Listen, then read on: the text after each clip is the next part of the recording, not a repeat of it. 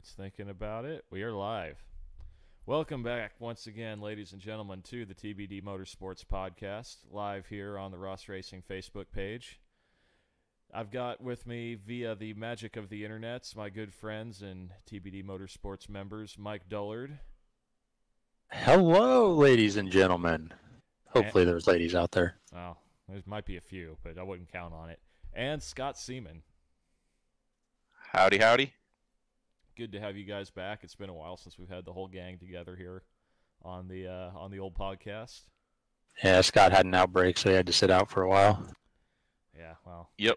You know, you can't fly under those conditions. But anyway, we have with us for the first time ever, we have a live in studio guest here in the engine room studios, deep in the bowels of the Ross Racing Motorsports complex. We have my next door neighbor, sport compact racer Cody Munkers. How are you doing, Cody? Good. How about you guys? Good as we've ever been, I think. Yes, good to have you, Cody. We're so excited there's another voice. Yeah, it's Yes. It's a good thing that Jason guy isn't here again. He always tries to hog the microphone. Right. He And does. it's nice to know that John actually has friends. Yeah, you mean besides you asshats? Well, he sort of. Yeah. We're sort of neighbors, so we Oh. have to listen to each other at some point or another. So he's not really a friend. It's more of an acquaintance. There you Yeah, go. friends by convenience, right? Yep. But, you know, that's what happens when you have two racers next to each other. It's like, you know, the garages and tools and stuff. It all comes together at some point. We're going to have to we got now our other friend, Jason, or acquaintance, I guess, down the street. He's got my old race car in his shop. I'm going to have to be running down there and helping him out with it after this. So we got like the Seminole Street gang together here. So, Cody, you run the number 2C Sport Compact at Valley Speedway and I-35, correct? Yes, and Friday, Casey Raceway is going to have their first race with us, including the mini sprints and the midgets.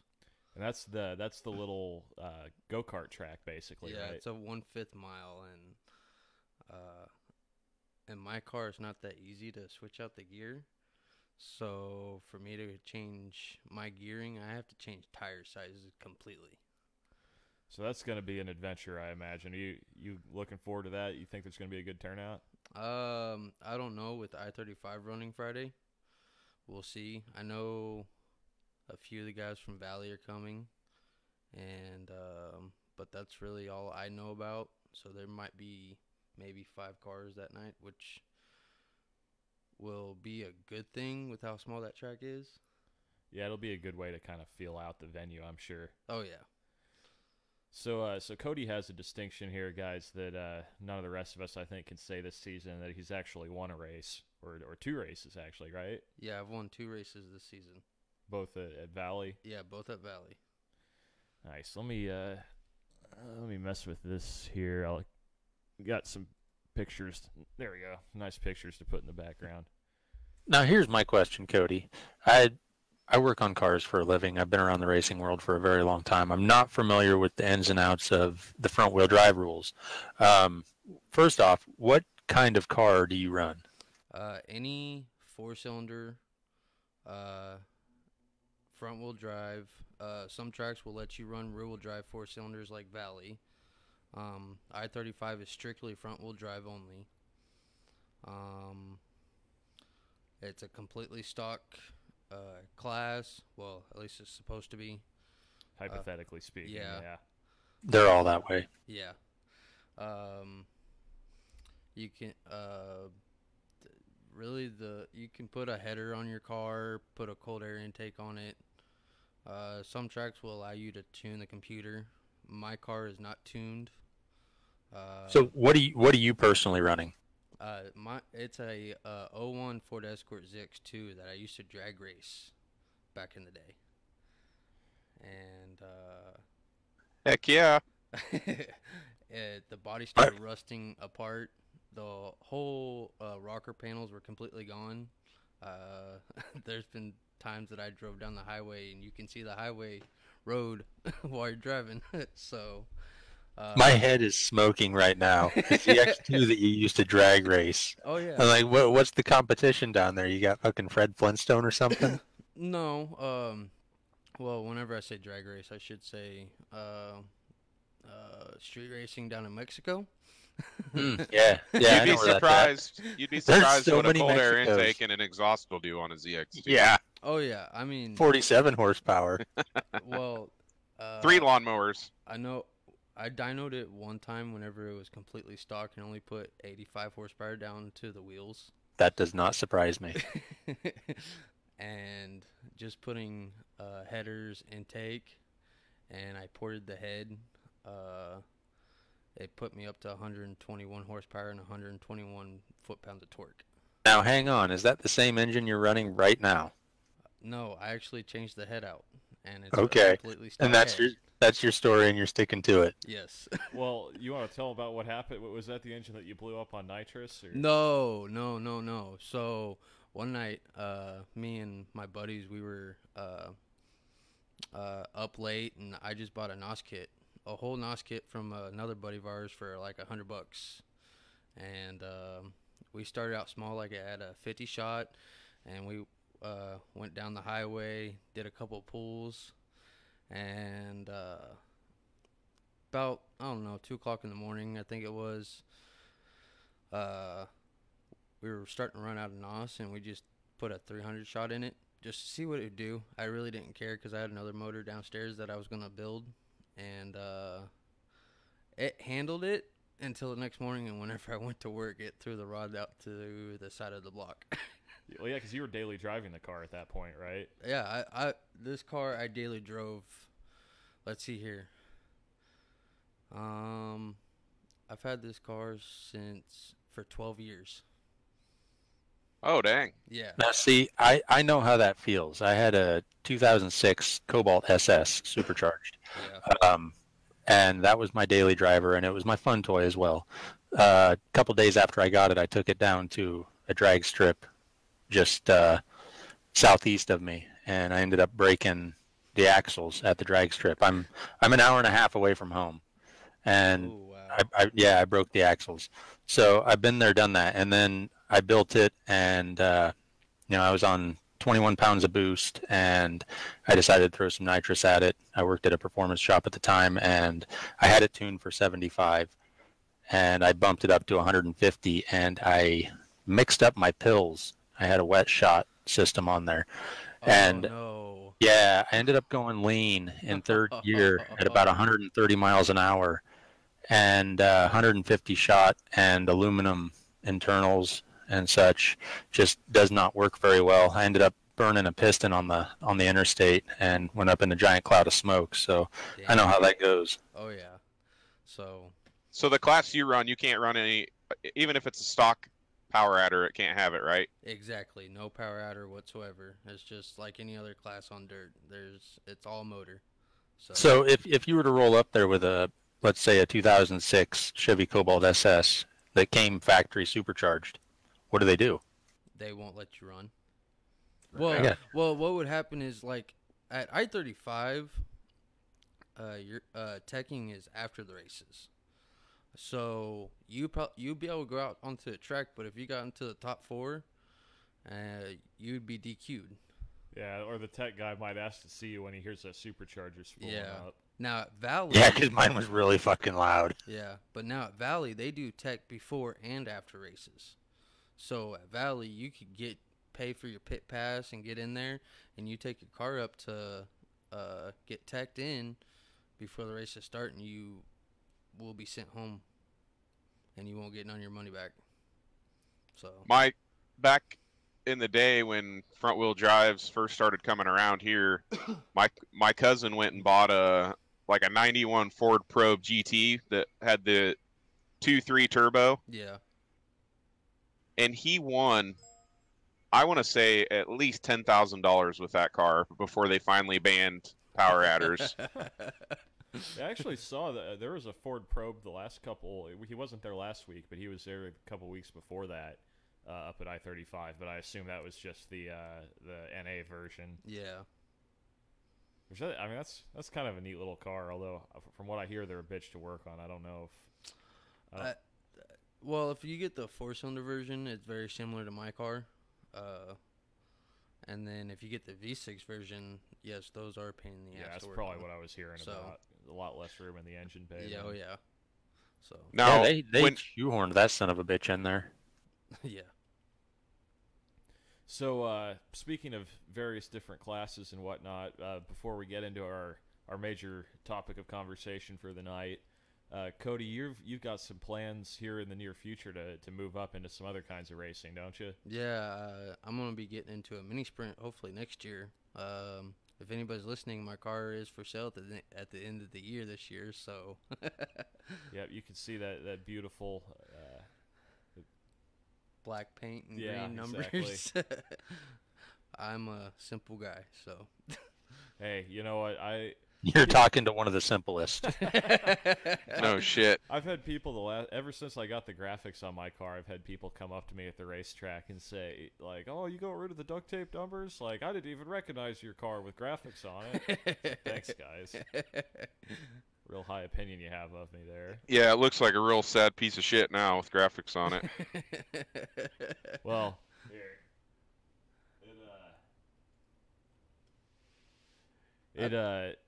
Well, it looks like a real sad piece of shit there with not enough air pressure in the right rear tire, apparently. But what are you talking about? That just means you're getting grip.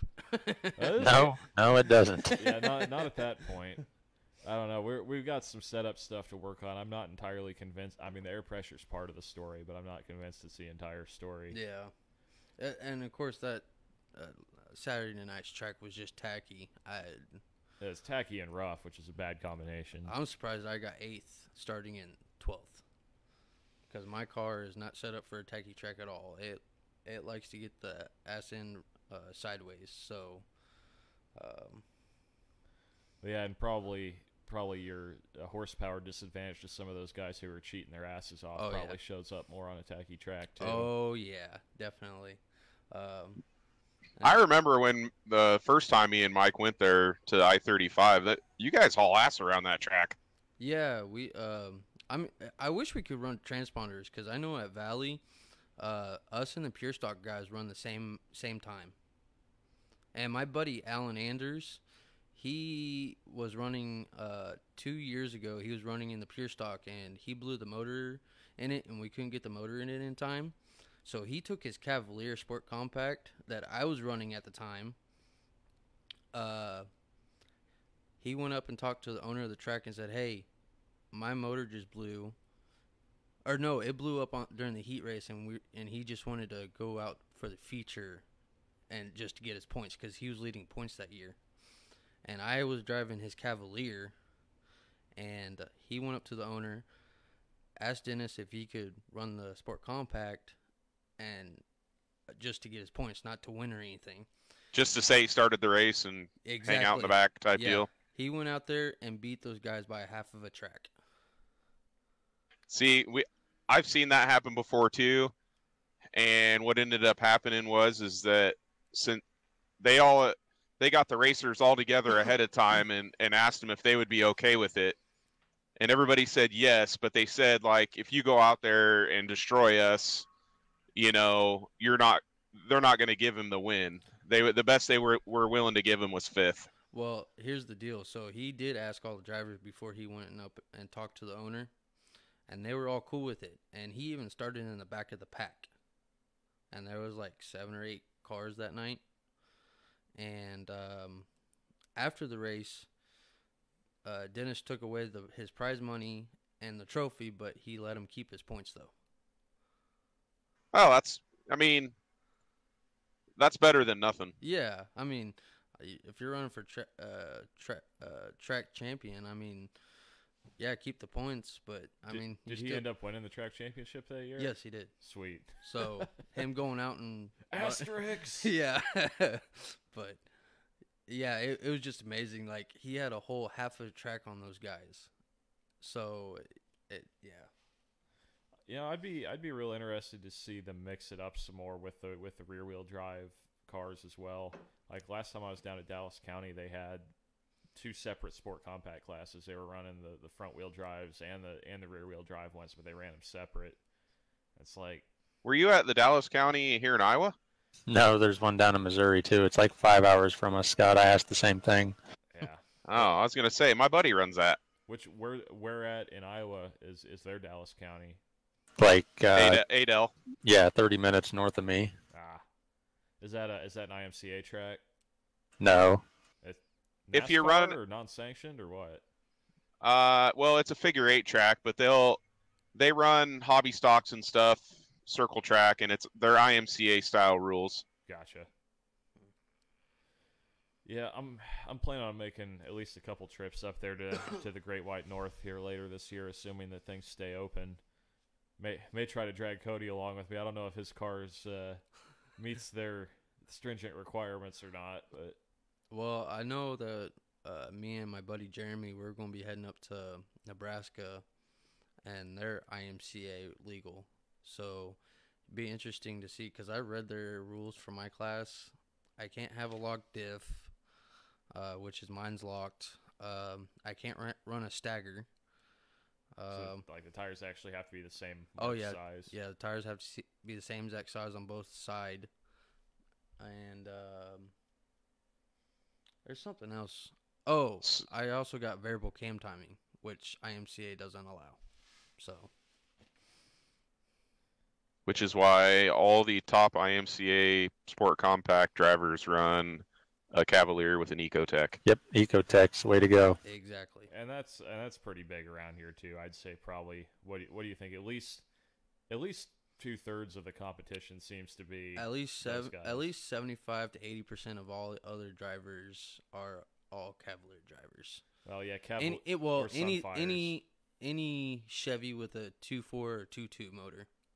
So Yeah, the old quad 4s, if you could get them to hold together, them things run hard. Oh, yeah. They run hard for a very short period of time. That's what I'm saying. Do You they- could, and a lot of guys would mistake the quad 4 with the Tech 4, and the Tech 4 is just garbage. yeah. Oh yeah, that thing's carbureted. Well, I guess they did fuel inject it later, but Yeah, in like 87, 88, then they got rid of the Tech 4 and kept the quad 4. Do they allow imports, or is it strictly American cars? Well, they run imports. yeah, you can run imports, but some classes some tracks actually ban certain cars like the Honda CRX because it's such a lightweight car. It's even lighter than mine, and the last time I weighed my car, it weighed 2,000 pounds, which I'm a little under what I'm supposed to be at. But So you just eat like a couple burritos before you go out. That's Oh, okay. yeah. It's not like we're streaming this to the internet or anything. I mean, they never weigh us, and I'm not really worried about They it. will this week. Oh yeah, probably. It'd be interesting to go up to Casey Raceway because their scales are smaller for the mini sprints and stuff. So I don't know if our cars will fit on there or not. Yeah, a lot of those go-kart scales only like have a maximum capacity for the whole system at like 1,500 pounds, so they may not even bother weighing you. Yeah, but Yep. but the mini sprint scales are different than the go-kart Yeah. sprint scales. Some guys use either or, but Oh. Because I know Casey Raceway, they have the 4 individual yeah. wheel scales. So Yeah, and we had those when I raced karts. Okay. They had those. They were basically identical to the car scales. They're just smaller. oh, okay. Well, we'll see. We'll see. That's gonna be interesting. So you got Wednesday. You got a practice session, right? Yeah, I'm gonna try to make it to it if I get my tires in time, because I gotta drop down from a 15-inch to a 14-inch tire, and hopefully that will work at Casey Raceway, and it should also work at I-35. So, What kind of payout are we looking at here? I believe it's if you get over a certain number. Over 14 cars, it'll be 130. Under 14 cars, it's 110. to win. Yeah, to win. Yeah. For So it's first like place. a dollar a horsepower. Yeah, basically. You know, actually, if you think about it, that is pretty much like there's some outliers for sure. But you know, a B mod race pays about $400 to win. You know, an A mod race pays about $600 or $700 to win. Sport Compact race pays Yeah. about 100 to win. You're not too far off there, actually. But Nevada, they're having a big race down there on Saturday, and their payout is like, I think 500 for the front wheel drive guys. Well, I've seen there are some big. You've talked about like out east and down south. There's some big time big money races. Georgia, South Carolina. There's big races that go for $5,000 to $10,000 for specials for front wheel drive. Holy shit! You could buy a new car. Yeah, but those guys, They cheat. Those are the Ramsey. Yeah, those are the Ramsey's- outlaw guys. The outlaw front wheel drive. yeah, cars. those guys are outlaws for sure. They have built heads, built motors, and all that stuff. So, Oh, those do exist. I thought that was just some kind of bullshit a guy was feeding us. Well, it might have been considering who it was from, but that doesn't mean that it doesn't also exist somewhere. But I mean, if that type of series came up here, I would definitely build a motor for my car and run that series, because that would be a fun class to run, and I wouldn't even go to another class like I'm trying to do for next year. I'd stay in the front wheel drive if we had a class like that, a complete outlaw four-cylinder class. So, Well, hey, you just gotta skip the mini sprint and go straight to a full blown midget, and then you can build your outlaw 4-cylinder motor and run it in a midget. me and the wife have talked about that. I'm guessing you were not able to sell her on that one. Oh no, she's seen what happens to midgets at Valley. So, What do they do to midgets at Valley? well, They take it's 'em out such a behind the rough woodshed track. A lot of them flip at Valley. So, Oh, I love watching midgets flip. Midget It's so flipping funny. Midget flipping is like its own separate sport. Yeah, it's like an Olympic sport, isn't it? Yeah, so Flipping midgets. like dwarf tossing. Yeah. Well, it's the same thing, really. Yeah, Midgets exactly. and dwarfs. All right. Well, I think we've kind of already been on the topic that I had for the night, which is various classes of dirt track racing and whatnot. Those of you who have listened before, we oftentimes get off on tangents about NASCAR and other things, but we're all either active or former dirt track racers here. It's where all of our real world experience lies. So I was in NASCAR once. what, a NASCAR sanctioned dirt race or what? No. Dude, I did a driving experience once. okay, yeah. Well, I mean, so did I. Actually, like 4 times, but I'm pretty sure that makes me a professional more than Quinn Houff anyway. Well, yeah. Mike is the resident NASCAR expert here, I suppose. His 4 driving experiences outweigh my 1. That is correct. But we all know that there's no hotter debate in the dirt track world than late models versus sprint cars, right? yes, That's like, it's like the I don't know. I can't think of a good analogy because all my other analogies rely on racing. The Dale Earnhardt versus Jeff Gordon. How about that? yeah, that would work. Yeah. I don't think that works. I'm quite certain you've just committed some sort of crime. I mean, possibly, but not related to what I just said.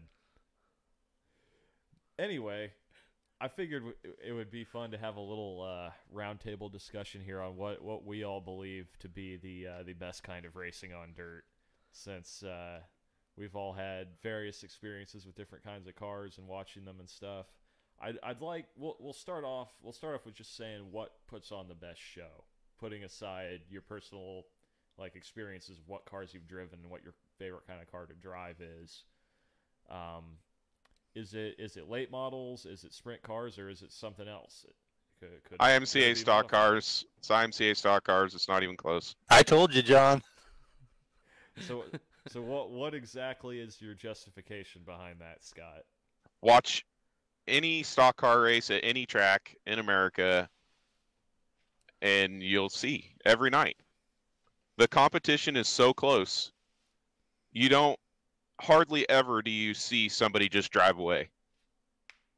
But why does it have to specifically be IMCA stock cars? Do the stickers, like the mass of all the IMC stickers on each car, act as some kind of gravitational well that sucks them all together on the track? Or No, it's just the rules package for whatever It's so reason, tight. it just Because IMCA it lends has itself all this stuff to that you have really to good use, racing. It and always it's has. basically a spec.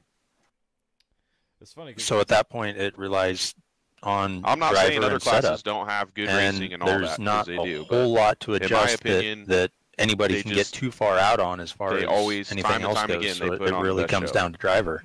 The two Iowa boys have merged into one like IMCA super person where they're talking at the same time. User in your channel timed out. Oh no, we lost somebody. Who'd we lose? Oh, we lost both of them. Oh. User entered your channel. User entered your channel. What the hell happened there, guys? Not sure. I lost a connection. You were both talking over each other like you weren't even there, that you both timed out.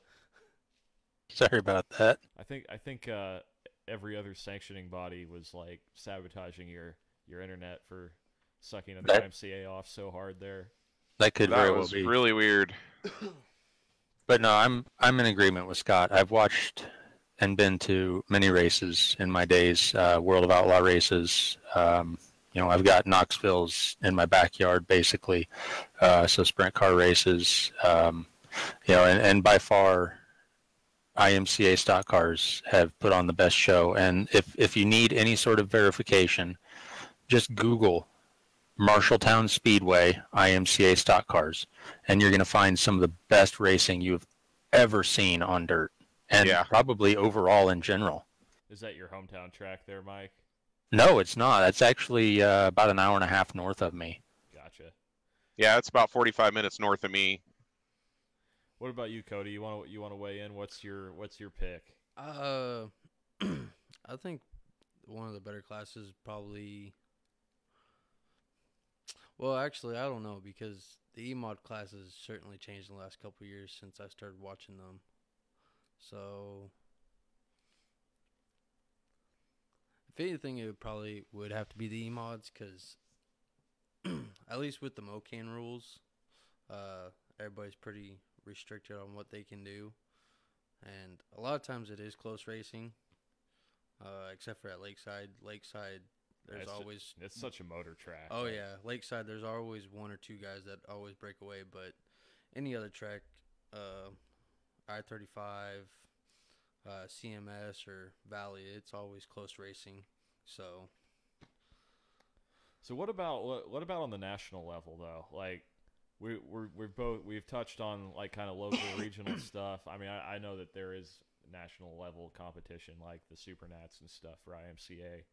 But what about if you had to pick, say, something that you might see on MAF TV or something like that, something that somebody might stumble across and get them hooked on dirt track racing outside of just of already being someone that goes to their local tracks to watch racing? Like, if you had to sell somebody on the concept of dirt racing. I think if you were to watch even just the Hawkeye Dirt Tour, if you were to scope out dirt nights, you'd see some of the best racing you'd want to see, and those are modifieds, IMCA modifieds, but it travels throughout the Midwest, different tracks throughout the Midwest, and I think you see some great racing there, and I think that would be enough to get anybody hooked, and at that point, it's just a matter of sanctioning bodies, what kind of rules you prefer. Right. Yeah, that was actually going to be my pick. Well, not exactly, but mine was going to be the USMTS modifieds, because I've seen them at I-35, and I've watched some of their other videos and stuff. Looking forward to seeing them at some other tracks, but to me, the combination of high horsepower and skinny tires and not a whole lot of downforce, not too long ago, the late models probably would have been my pick, but here, even just in the last 5 to 10 years, they've gotten so aero dependent that now you're hearing guys talk about aero push in a dirt late model, which is just sacrilege, blasphemy. Yeah, exactly. But man, those USMTS guys put on a show, and the main reason I'm kind of a weirdo when it comes to racing. I like long races. I watch it. I'll sit down and watch the 12 hours of Bathurst or something like that.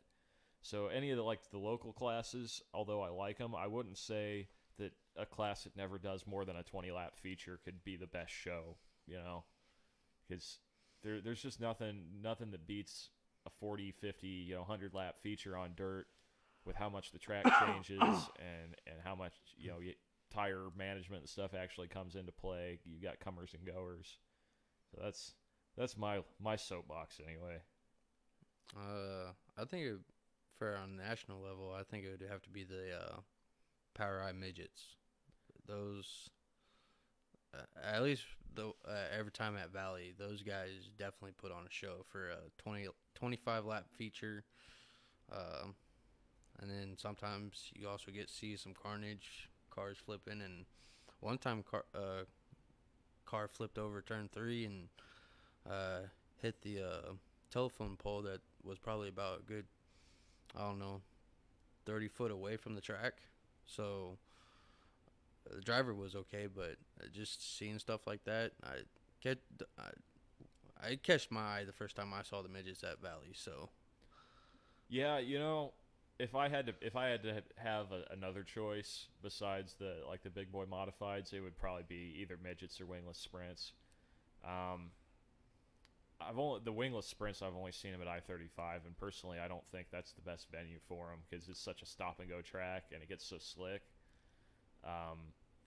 But yeah, from what I've understand from the micro, the midgets, and the full size sprint cars, it takes a lot more driving skill to drive a non-wing than a wing car. Oh yeah, because you don't have that downforce. You're constantly controlling the car with the throttle. So I think that would be a lot more difficult to drive than a wing sprint. So yeah. And yeah, the midgets, I mean, you got the Chili Bowl, you got now they've got this event they put on every year at Indianapolis on the infield on that new track that they put in there. So there's some big national level midget shows that are as good or better than just about any other kind of racing you can watch, in my opinion. Don't the midgets run with the late models out at St. Louis? They do, yeah. Yep. Yeah, the Gateway Dirt Nationals. That's kind of its own thing. I feel like that's hard to compare to anything else. Maybe the Chili Bowl, but the track has been so rough the last couple of years. Have any of you guys ever been to that show? Yeah, I went to the first year. How long ago was that? That was 3 years ago? 2017, I believe. Yeah. Yeah, that's definitely on the bucket list for sure. It's on my list for sure, yeah. It's really cool, but it's really hard for them to pass. Yeah. Sounds like a Casey Raceway track then. And the first year, the track was so rough, I think I saw at least 15 cars roll over. Wow. That's a pretty good number. I think how many did we have flip at I-35 on Saturday? 6? Yeah, I think there was 6. There was two flips in the E-Mod race. One in my class. Yeah.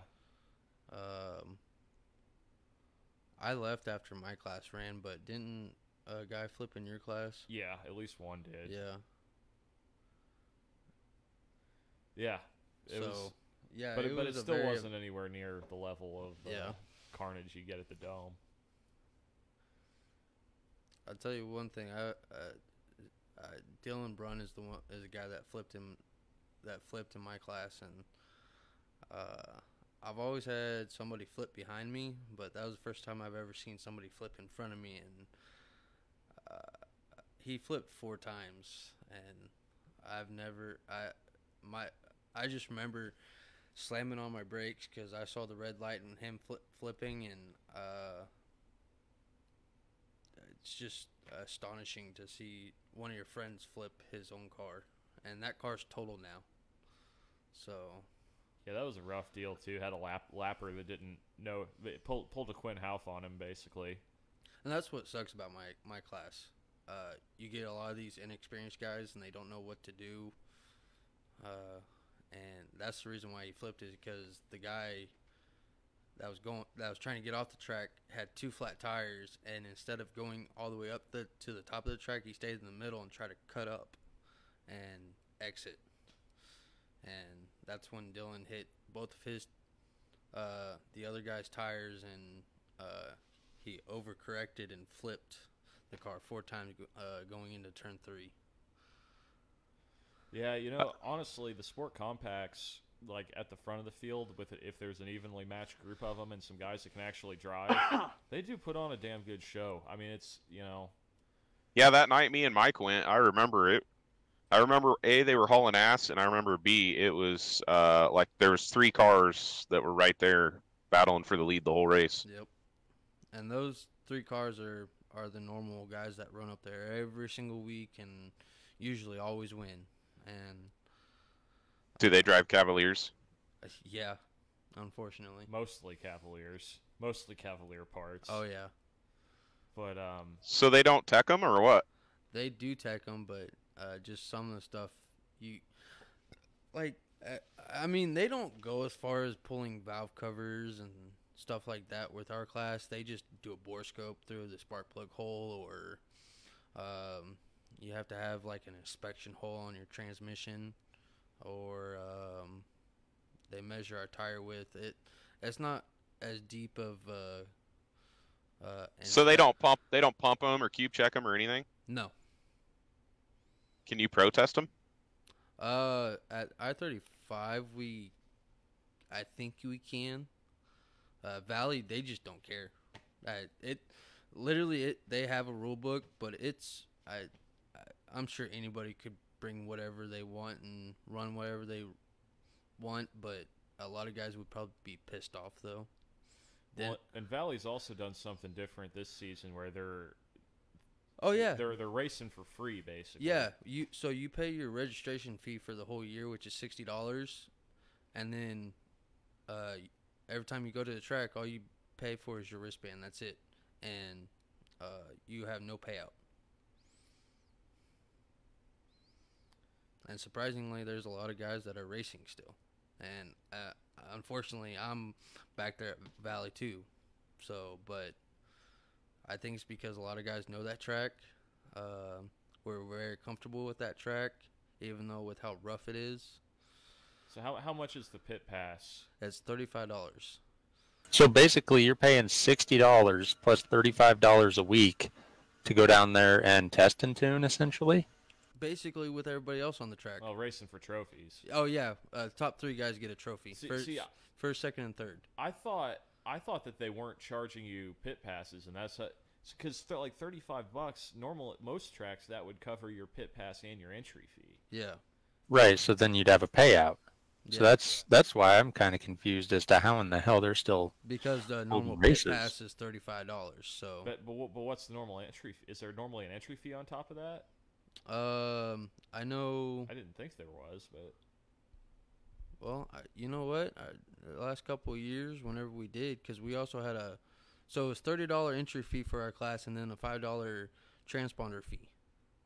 yeah. So it's $35. And now they're just charging you for a pit pass, which is also $35. Yeah. I feel like I see some gears turning in your head, like realizing you Wait may a have minute. just been screwed. Yeah. I'm sensing some tomfoolery. Because we don't get a transponder this year either. Yeah. The last 2 years I ran there, we've had transponders, but this year they don't give my class transponder. So. I mean, it's closer, so you're saving money on that versus driving up to I-35. I mean, yeah. I mean, So is this why you're like, I need to move up? Yeah, because for one, there's a lot of drama in our class. It doesn't get any better, so you know. Well, I don't know, man. I've seen more fights and shit in the sport compact and cruiser divisions than I've ever seen in. at least in the classes. other classes, they'll say it to each other's faces, not ramble on Facebook about bullshit. That's one. I mean, most of the guys that race are grown full adults. Like, I'm 29 years old. I'm out there to go have fun. I got 2 kids. I ain't about to get into any trouble. Now, if you do bump me, I will bump you back, type deal. And if you run me off the track, I will come back and run you off the track. But don't come at me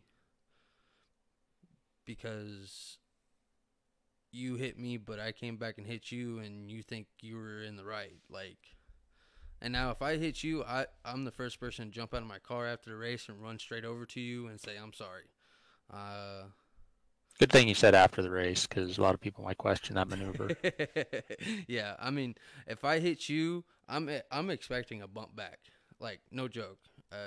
Because I know sometimes we get into it while we're driving, and we sort of lose focus where everybody's at beside each other, and every once in a while we'll tap, and if you tap me back after I tapped you, cool, I don't care. Yeah, just don't escalate it, basically. Yeah, and that's the problem with our class. Or with my class, they escalated a whole lot. So, do you think it has something to do with the fact that the cars are a little more affordable, that people just aren't afraid to wreck them, or is it probably? Dude, I know some of these sport mod guys have just as much money in their cars as a hobby stock. I was just going to say that. Some of these guys have tens of thousands of dollars wrapped up in these sport mod cars up here anyway. You talking about sport mods or sport compacts? Or sport compacts, I'm sorry. I was about to say. There was a guy up here that won Super Nationals like maybe 3 years ago.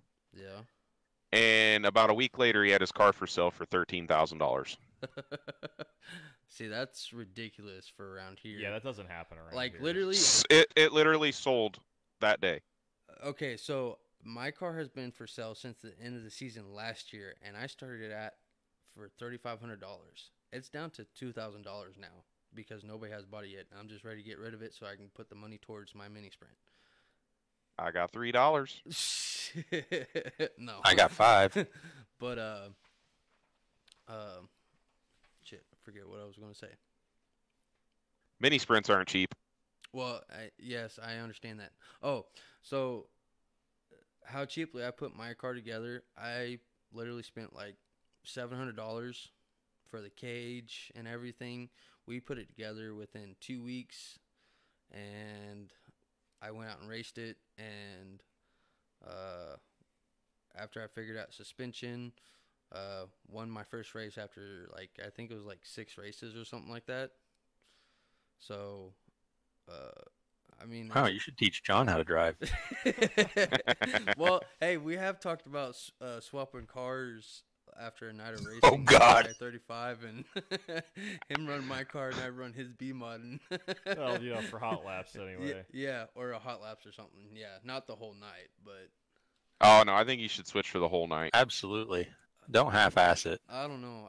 I don't think I could handle a B-mod. I gotta get comfortable with a sprint car once I get it done. So If you're comfortable with a B mod, you're going to be comfortable with a sprint car. Yeah, It's the same thing. well, to an extent. well, Those mini sprints are really big up here. yeah, they're pretty big around here too. Like, I know. They're actually kind of small around here. Yeah. They're probably about the same size down there, too. Well, yeah. Zing! You're further from the equator, so like you've got less centrifugal force, so they don't get squished down quite as much. All right, so we've talked about various different classes of racing. Now it's time to talk about some different racers that have competed in those classes at the national level. Normally on this show, for those of you who have listened before, we do a segment called Random Racing Reference Roulette. Say that 6 times fast. Basically, we pull up a random article on Racing Reference and we have to talk about it. We're not going to do that tonight because Racing Reference doesn't have a whole lot of dirt track stuff, doesn't fit with the theme, and also half the time we get some bullshit about like the 1952 French Grand Prix and nobody knows who any of the people are and there's nothing good to say. That was Jean Leclerc. Sure. I was pretty sure that's Billy Bob Jenkins, but, people tend to forget about him because he doesn't fit the whole Playboy image, what with his coveralls. 4 teeth. Yeah, that too. I'm probably gonna suck at this because I've only been in dirt track racing for 3 years and I'm still learning everybody's names on the national level. So yeah, I mean, honestly, I'm kind of an asphalt snob in a way, even though I compete in dirt track stuff. But that's why He's a poser. That's what exactly. That's why I'm not competing in this name that driver competition. You guys are. So what's going to happen is I'm going to give you 3 clues for each driver. I've got 7 of them on the list here. How the rules work are you basically you each get one guess. It's whoever blurts out the name first. If you get it right, then you win that one. But you only get to say one name per question, so you can't just keep brute forcing it by yelling out different names. And, Well, fuck. There goes my strategy. Mike's strategy is to brute force everything. So It'll fit. Don't worry. all right. So you guys clear on the rules here? Oh, and no googling. Oh, I'm not driving. Googling, so I'm driving an Indy car. All right. So without further ado, mystery driver number 1. He is a and interrupt me at any time if you got it. He is a 3-time World of Outlaws sprint car champion with 390. Did I lose you guys again? Did we lose Scott again? Wow, it got really quiet. No, You guys, What is the deal? you guys having problems there? Hello. I wonder if we can hear them, but they can't hear us. Yeah, that's evidently what the User in your case channel is. timed They out. timed out again. Man, we just got a viewer, and then these assholes had to go and disconnect on us. Hang tight, viewer. They'll be right back. Then we'll get into this Name That Driver competition. User entered your channel. User entered your channel. Damn it, you guys blew it. We had a viewer, and then they left. I have no idea what's going on. I don't either. It must be Mediacom, because it's Scott and I both. Yeah, it must be. All right, well, we've only got about 15 minutes or less here, so we can. Hopefully we can wrap it up without any more problems. All right, Yeah. you guys ready? Yep. All right, first Ready. question. He is a 3-time World of Outlaws sprint car champion with 394 career wins in that division. Donnie Schatz. Nope. Wrong. He's famous for driving the number 1 and 1N cars with sponsorship. Sammy Sammy Swindell. Swindell. Scott got it. And remember, Mike, you can only guess one. Oh, that's number. right. Yeah. Son of a So biscuit eater. You used up your guess. So Scott's leading 1-0 right now. All right, person number 2, and these will kind of start easy and get harder as we go. Inducted into the National Dirt Late Model Hall of Fame in 2002. This driver is from Fort Dodge, Iowa, and he is the only 5-time winner of the World 100. He was also injured last season in a non-racing accident. Scott Bloomquist? Yep, there you go. Oh. Cody's got it. That is Scott Bloomquist. Can you guys, are you guys still on?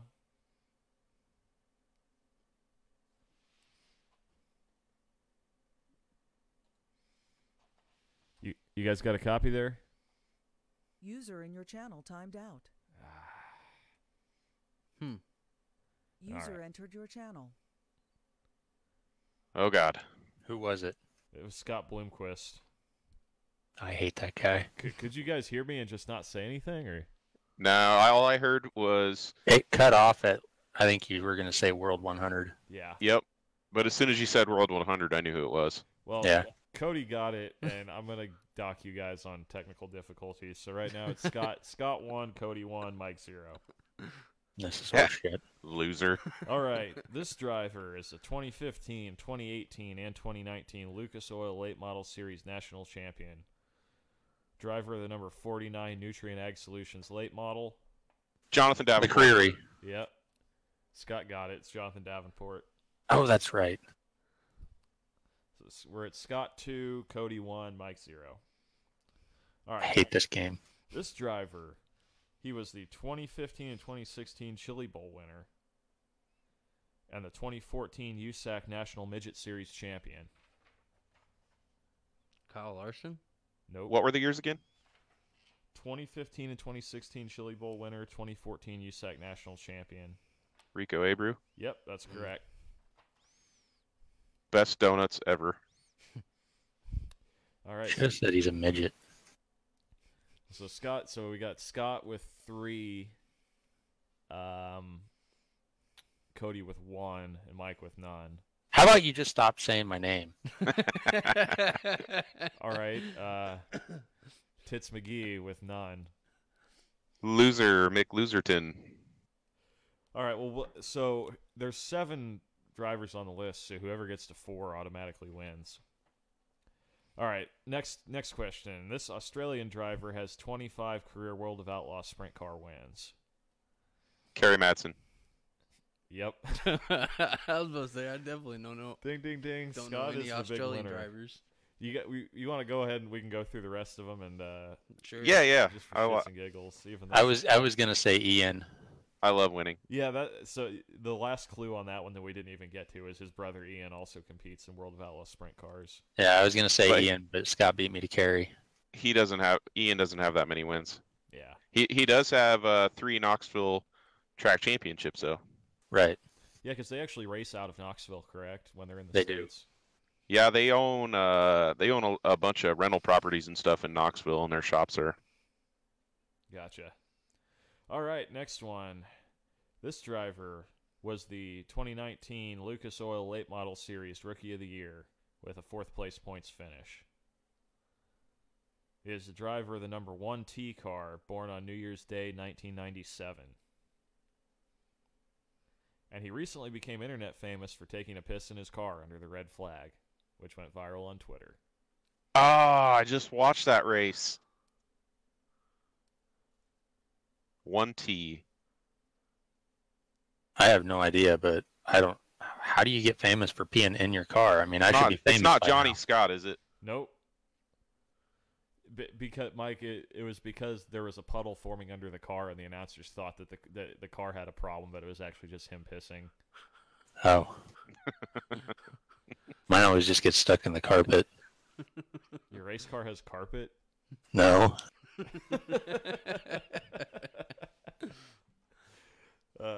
Any other guesses? I can't remember the guy's name at all. Mike? I got nothing. Excuse me, Tess McGee? I didn't realize somebody peed in their car. That would be Tyler Erb. Tyler Erb. Oh, I know that name too. Yeah. I don't Yeah. watch much of the new late model stuff. I just don't feel it. Like you said, they're too aero dependent. They don't provide that greater racing for me. Oh, you should have watched him at Volusia. Yeah, that was pretty good. Yeah, McCready, he dominated, but 2nd through 4th, it was like 4 cars of the same color battling the whole race. It was a good race. Now, granted, it was still kind of the What deal. color were they? Blue and white. Granted, it was still kind of a deal where the leader kind of had clean air and was able to keep them all at bay, but there was some good racing, like you said, from 2nd through 4th. All right, one more on the list. This one's not a late model driver, so maybe somebody might get it, but then again, maybe not. This guy won the 2019, 2014, and 2013 USMTS national championships. Ryan Gustin. Nope. He drives the number 20 car. It's from Zach Vanderbeek. Nope. That's the other USMTS guy whose name I can instantly name, so you're close. Drives the number 20 car from Happy, Texas. He's also currently the 2020 points leader in USMTS.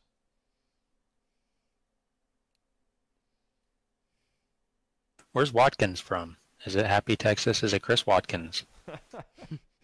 Yeah, that's why he doesn't talk to us anymore. It's not because his wife won't let him get on the internet. He's busy touring. Yeah, he's busy. Nope. Is his oh,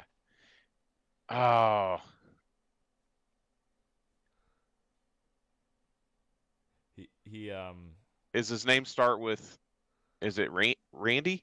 Randy something? You're really close. George.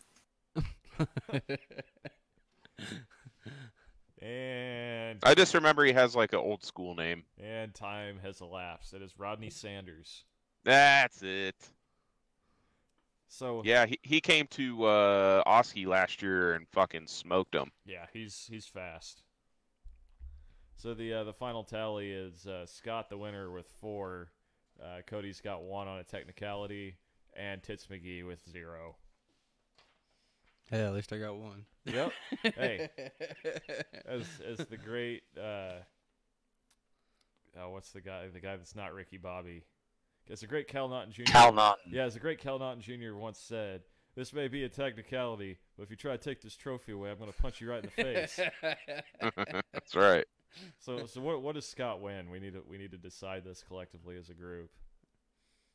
We can give him I think maybe we should give him some respect for like a day or so. Yeah. Mike, we don't take advice from losers on this show. Easy there. Okay, Scott will officially be known for the next 24 hours as King Seaman. Oh, Jesus. That sounds like a 70s porno name. Why? That sounds more like a punishment. Yeah, that's definitely the kind of respect I can give. That's what you get for knowing too much about dirt track drivers, you freaking nerd. Get a life. Hey, man. Mav TV from the hours of 9:30 to midnight. That's the best racing. Yep.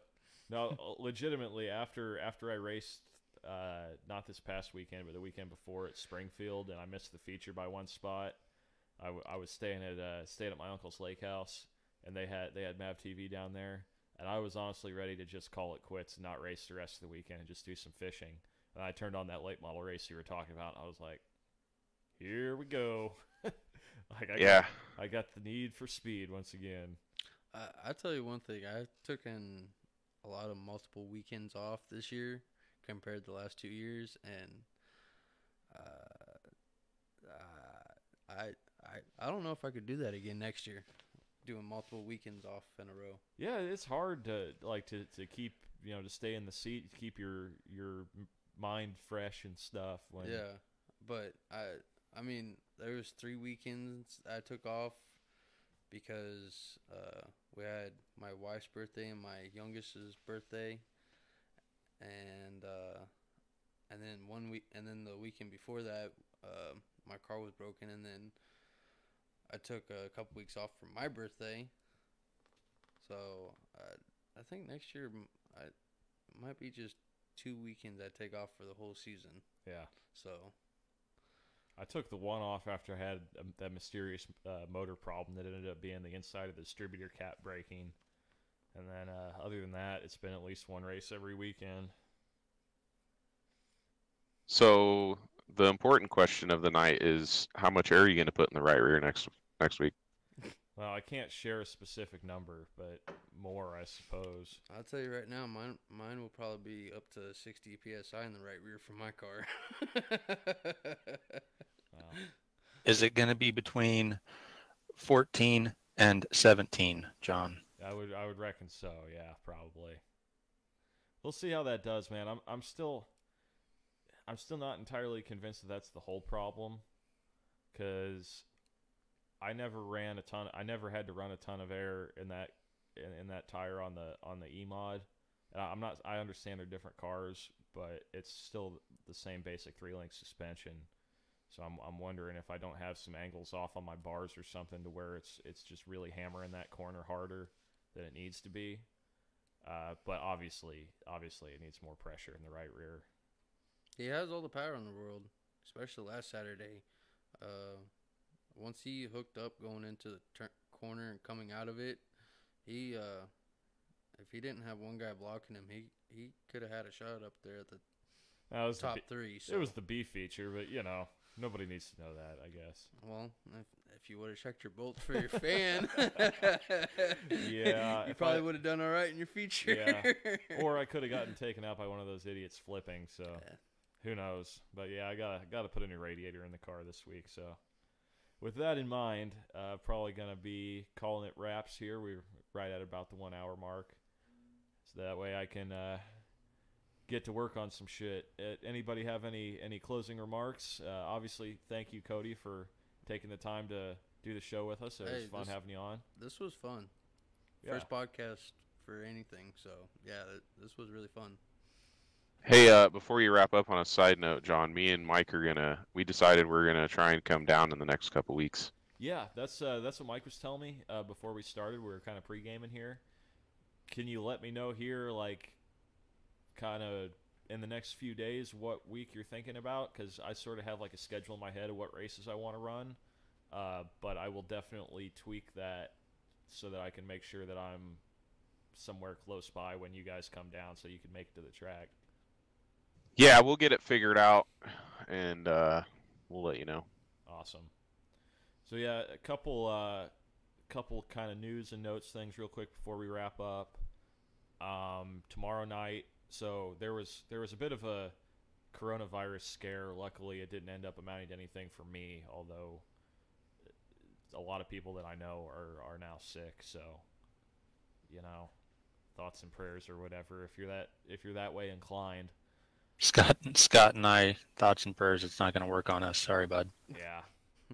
But anyway, hopes and dreams. Long story short, I didn't get to do the Speed Zone show last week, so they ended up having technical problems anyway, so it was rescheduled for tomorrow night. So I'll be doing that tomorrow night at 7 on the I-35 page. So tune in there. It's another live Facebook deal. Be getting interviewed by J.D. Lawson, who's the media guy for I-35. And then Sunday, from what I hear, Old 71 Speedway in Butler is reopening. They're doing a test and tune on Sunday. I'm not sure when the first race is going to be. I think that may still be up in the air, but definitely it's from what I understand, it's just a couple that have bought the track that has been closed down for 10 years, and they're trying to reopen it. I believe. Look up Old 71 Speedway on Facebook if you're interested. They have all the information on there. I think it's $15 pit passes and free grandstand admission for that test and tune, 5 p.m. to sundown on Sunday. So I plan on being out there supporting that. I think it's awesome to see a new track or an old track opening back up. And yeah, can't get any better than watching some cars go around the track for free. So that's all I had to say. Thanks to anybody who may have tuned in at some point. Cody, did you want to plug any sponsors or anything like that, bud, before we get out of here? Good call. I only got one sponsor. Not that they'll be watching, but yeah. There's only one sponsor, and that's my Aunt Pam, actually. Her company's called Pam's Place LLC. She's a massage therapist, so if anybody does watch this in the future, look up Pam's Place, and she'll give you a really good massage. So not in the dirty way either. Does it come with a happy ending? No. That's probably why he didn't want to mention it, because he knew that you assholes were going to ask that. Just say yes. She'll get shitloads of business. We're trying to promote his sponsors, damn it. But hey, if anybody gets a chance, come out to Casey Raceway on Friday. Yeah, definitely do that too. Support your local tracks. It's cool what they're doing. Yeah, especially adding different classes instead of having, I think it's like 6 different classes. They're adding 2 more for that night. So be Big definitely Night Racing. Oh yeah, that's a neat track. They put a lot of time and effort and money into revamping it over the off season. So. And it's a very flat track too. It's not.